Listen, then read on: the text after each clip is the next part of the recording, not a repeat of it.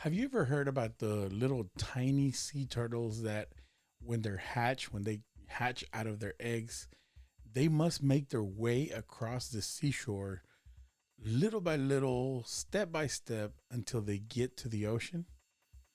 Did you know that if a person wants to do a good deed with them and wants to pick them up and brings them over to the water so that nothing will happen to them in the journey, did you know that they do more wrong by helping them out than by letting them get there on their own? Listen, when I was studying this was fascinating.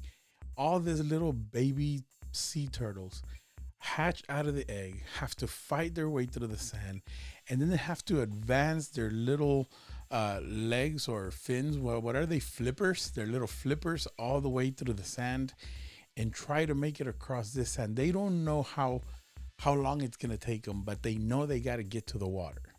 This is natural in them. They know they have to get to the water. And even though people try to help them, did you know that by helping them, we actually do them more harm? Because it is the struggle of the flippers through the sand that strengthens them for the swim when they get to the ocean. Think about that for a second.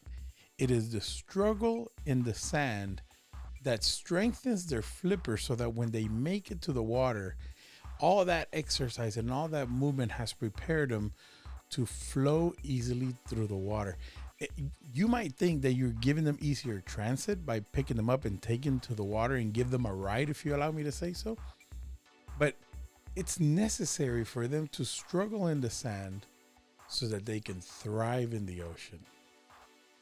If you will allow me to say this, isn't it the same thing with us that as we go through the struggles, if we remove the struggles of our life, we might not be ready for when the ocean comes?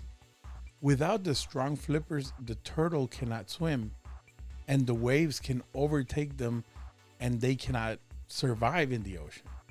Now, the same is true for you and me. If you lived in a trouble free life, if you never grow stronger in your faith and your walk with God, how do you develop endurance? How do you develop those processes in which you can withstand any trial and tribulation? Listen to what the Word of God says in Romans 5:3. It says, we can rejoice too when we run into problems and trials, for we know that they help us develop endurance. Watch this.